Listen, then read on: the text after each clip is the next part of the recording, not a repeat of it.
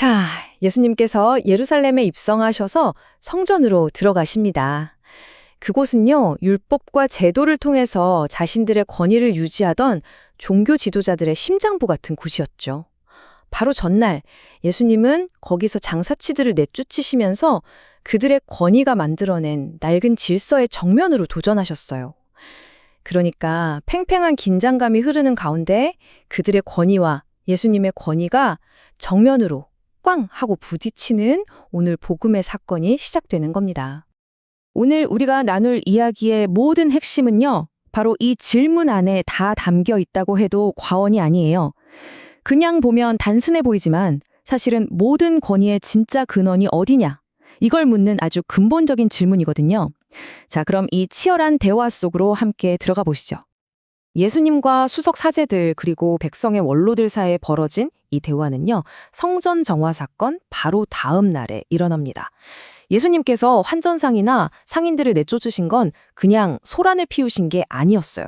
그건 하느님의 집을 자신들의 이익을 챙기는 수단으로 만들어버린 그들의 종교적 또 경제적 기득권, 다시 말해서 그들이 스스로 부여한 권위에 대한 직접적인 도전이었던 겁니다. 분노와 당혹감에 휩싸인 그들이 예수님께 다가와서 따져 묻습니다. 당신은 무슨 권한으로 이런 일을 하는 것이오? 그리고 누가 당신에게 이런 권한을 주었소? 이 질문 여러분, 이건 진리를 향한 순수한 호기심이 아니에요. 자신들의 기득권이라는 성을 침범당한 사람들이 내뱉는 아주 날카롭고 적대적인 공격인 거죠.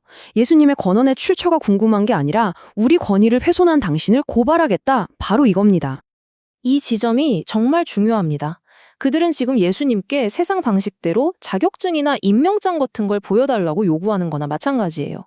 이건 뭘 뜻할까요? 그들이 진정한 메시아를 기다린 게 아니라 자신들의 권위와 질서를 인정해주고 유죄시켜줄 자기들 입맛에 맞는 메시아를 원했다는 명백한 증거죠. 자기들이 만들어 놓은 틀에 맞지 않는 참된 권위는 처음부터 받아들일 마음이 없었던 겁니다. 자, 이렇게 공격적인 질문이 들어왔을 때 예수님께서는 당신의 권위를 증명하는 서류 같은 걸 내미시지 않아요. 오히려 그 질문을 그대로 되돌려 주시는 지혜를 보여주시죠. 이 역질문은요, 그들의 위선적인 마음, 진리를 외면하고 있는 그 중심을 정확하게 겨누고 있었습니다. 바로 이 질문입니다. 요한의 세례가 어디에서 온 것이냐? 하늘에서냐 아니면 사람에게서냐? 이건 단순히 화제를 돌리는 게 아니에요. 그들의 태도가 대체 어디에 뿌리를 두고 있는지를 드러내는 정말 기가 막힌 한 수였죠. 왜냐하면 세례자 요한의 권위를 어떻게 보느냐 하는 문제가 곧 예수님의 권위, 나아가 하느님 나라의 권위를 받아들이느냐 마느냐를 결정하는 시금석이 되기 때문입니다. 이 질문 하나에 그들은 완벽한 딜레마에 빠져버립니다. 만약 요한의 권위가 하늘로부터 왔다고 인정하면 어찌하여 그를 믿지 않았느냐 하는 자기 모순에 빠지게 되죠. 그렇다고 사람에게서 왔다고 말하자니 요한을 예언자로 굳게 믿고 있는 저 군중이 두려운 겁니다. 바로 이 순간 그들의 판단 기준이 진리가 아니라 사람들의 눈치를 보는 정치적인 계산과 두려움이었다는 사실이 그대로 폭로되는 거죠. 결국 궁지에 몰린 그들이 뭐라고 대답하죠? 모르겠소. 이 대답은요, 지식이 부족해서 모른다는 겸손한 고백이 절대 아닙니다. 이건 진실을 마주하기를 거부하는 교만이고 이 논쟁의 본질이 권한 증명의 문제가 아니라 진리를 수용하느냐 마느냐의 문제라는 걸 명확하게 보여주는 대답입니다.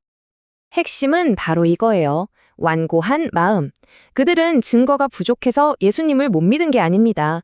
자신의 이익과 권위라는 필터를 통해서 모든 걸 재단했기 때문에 눈앞에 있는 진리 그 자체를 있는 그대로의 예수님을 볼 수가 없었던 거죠. 마음이 굳게 닫혀 있었기 때문입니다. 다시 말해서 그들은 참 하느님이 아니라 자신들의 권위를 정당화해주는 우상을 믿고 있었던 셈이죠. 자신들의 인간적인 기준과 욕심에 딱 들어맞는 하느님을 설정해놓고 그 틀을 부수고 찾아오신 참된 권위의 주인을 거부한 겁니다. 이 사건은 2000년이라는 시간을 훌쩍 넘어 우리에게도 아주 중요한 질문을 던집니다. 증명서나 지위에서 오는 권위가 아니라면 진짜 권위, 참된 권한은 대체 어디에서 오는 걸까요? 예수님께서는 그 대답을 논쟁으로 하지 않으시고 당신의 삶 전체로 보여주십니다. 참된 권위라는 건 화려한 말이나 논쟁으로 증명되는 게 아니라 하느님의 뜻을 살아내는 구체적인 삶의 행동으로 드러나는 거니까요. 수석사제들과 원로들이 자기 자리를 지키려고 말싸움을 벌이고 있을 때 예수님께서는 묵묵히 섬김과 사랑의 길을 걸어가십니다. 바로 그 길 자체가 그분의 권한이 어디로부터 오는지를 증명하는 가장 확실하고도 강력한 대답이었던 거죠. 예수님의 참된 권한은 바로 여기에 근거합니다. 하늘과 땅의 모든 권한을 받으셨지만 그 힘으로 군림하려고 하지 않으셨어요. 오히려 가장 낮은 곳에서 섬기고 사랑하는 삶을 사셨죠. 제 뜻대로가 아니라 아버지 뜻대로 하소서라는 기도처럼 그분은 철저하게 하느님 아버지의 뜻에 순종하는 삶으로 당신의 권한을 온전히 보여주셨습니다. 그리고 이 놀라운 사실은 오늘을 살아가는 우리에게도 그대로 이어집니다. 믿는다는 건 그냥 추상적인 고백에 머무는 게 아니에요. 바로 지금 여기 나의 구체적인 삶의 현실 속에서 또 다른 예수가 되어서 그분의 권위를 살아내는 과정 그 자체를 의미합니다. 그럼 또 다른 예수로 그분의 권위를 살아낸다는 건 뭘까요? 바로 세례자 요한이 외쳤던 것처럼 먼저 내 뜻을 고집하던 삶에서 하느님의 뜻으로 방향을 바꾸는 회개가 필요하겠죠. 그리고 그 회개의 열매로 이웃을 위한 구체적인 자선과 봉사, 그리고 사랑을 실천하는 겁니다. 이것이 바로 우리가 삶으로 드리는 응답입니다. 이 모든 묵상은 지금 우리가 보내고 있는 대림 시기와 아주 깊이 연결이 됩니다. 대림은 주님을 기다리는 특별한 시간이고요. 이 기다림은 우리의 마음을 준비하는 능동적인 행위를 필요로 합니다. 우리가 기차를 타려고 미리 역에 나가서 표를 끊고 마음을 정돈하듯이 주님을 맞이하는 우리의 기다림은 결코 수동적일 수가 없어요. 준비되지 않은 마음으로는 주님께서 주시는 그 기쁨을 온전히 누릴 수 없기 때문입니다. 우리의 마음을 잘 준비해야겠죠? 그래서 오늘 복음의 질문은 2000년 전 성전에서 끝난 이야기가 아니라 바로 지금 여기 우리 각자의 삶 한가운데로 향하고 있습니다. 나의 삶은 과연 누구의 권한 아래 있습니까? 내 이기적인 욕심과 세상의 기준입니까? 아니면 섬김과 사랑으로 드러나는 하느님의 뜻입니까? 이 대림 시기, 주님께서는 우리 마음의 문을 두드리고 계십니다.